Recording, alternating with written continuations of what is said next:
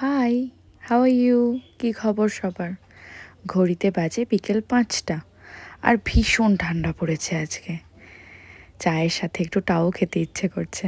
তাহলে চলো আগে চাটা বসিয়ে ফেলি, তারপর দেখি তাতে কি বানানো হয়। তার জন্য প্রথমেই দুধ গরম করতে বসিয়ে দিয়েছি। আর একটা দুধের প্যাকেট আনা ছিল, সেটা অ্যাড করে দিই। দিয়ে ভালো করে দুধটা এখানে ফুটে উঠুক, তার অপেক্ষা করি। আর অন্যদিকে বসিয়ে ফেলি লিকার চা, বিকজ আমাদের বাড়িতে আমি আর বাবা লিকার চা আর দাদা আর মা দুধ চা পছন্দ করে, কিন্তু আজকে দাদাও লিকার চা খাবে বলেছে। তার জন্য একটু ছোট এলাচ দিয়ে দিলাম, আর তার সাথে দেবো একটু আদা, অল্প করে আদা কুঁড়ে আর এর মধ্যে দিয়ে দেবো, ফ্লেভারটা ভীষণ ভালো আসে। দিয়ে এটা বসিয়ে দেবো। দেখো এই করতে করতে আমার দুধ ফুটে গেছে, আর এখানে আমি লিকার চায়ের জলও ফুটে উঠেছে। তাহলে এর মধ্যে এবারে চা পাতা দিয়ে দেবো। এই যে গোদরেজের এই চাটা আমরা ইউজ করি, ভীষণ সুন্দর ফ্লেভার এবং গন্ধ। লিকার চায়ের জন্য এই পাতা চাটা ব্যবহার করি আমরা। চা পাতা দিয়ে দিলাম আর একটু অল্প ভালো করে মিশিয়ে দেব, দিয়ে গ্যাসটা অফ করে দেব।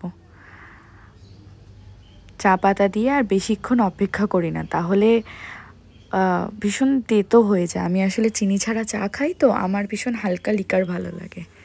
যে চা সার্ভ করাও হয়ে গেল।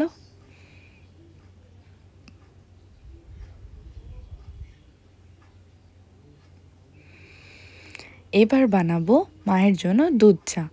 সো এর মধ্যে যা আছে তাই এখানে থাকবে, শুধু এর মধ্যে দিয়ে দেবো দুধ। দেখো অনেকেই অনেক রকমভাবে বানাও আমি জানি, কিন্তু এটা আমার বানানোর পদ্ধতি একরকমভাবে। আমি এরকমভাবেও বানাই, যেদিন সবাই দুধ চা খায় সেদিন দুধের ওপরেই ডাইরেক্ট আদা এলাচ এসব দিই।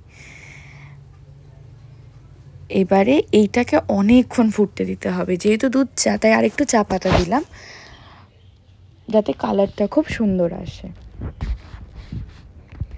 এবারে ফু দিয়ে দিতে হবে, বারবার ফুটে উঠবে আর অপেক্ষা করতে হবে। এটাতে তাড়াতাড়ি বন্ধ করলে হবে না, ফুটতে দিতে হবে, তবে দুধ চায়ের ফ্লেভার সুন্দর আসবে।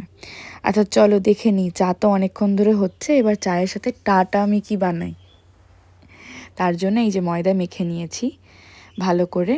ময়দাটা বেশ অনেকক্ষণ ধরে মেখেছি, না হলে নরম যদি না হয় তাহলে ভালো করে হবে না।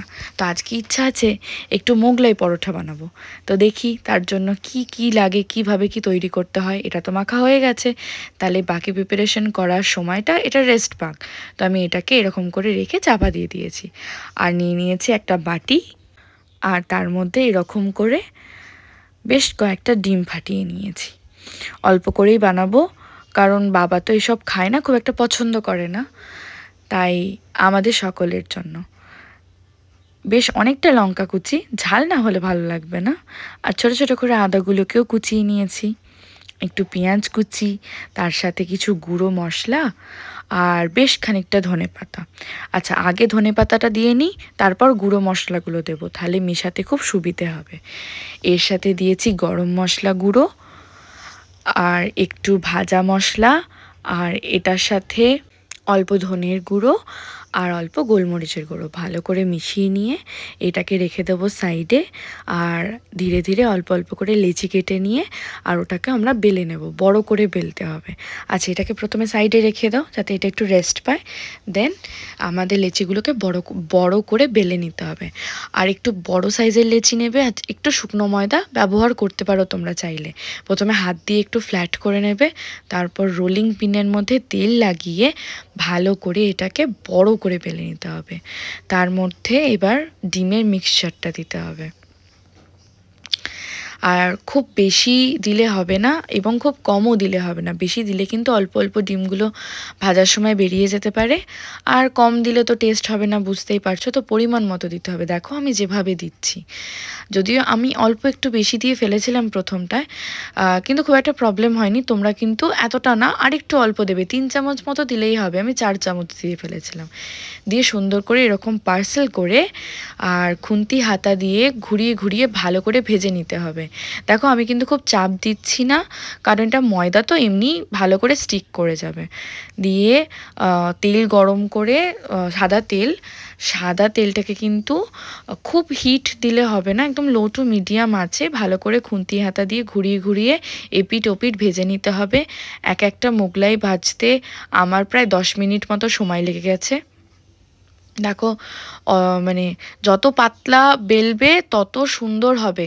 দেখেছো আমি কিরকম ঘুরিয়ে ঘুরিয়ে ভাজছি, এরকম ঘুরিয়ে ঘুরিয়ে ভেজে নিতে হবে। আর সুন্দর সোনালি রং আসবে অন্য পিঠে, তখন ঠিক এটাকে পাল্টে নিতে হবে।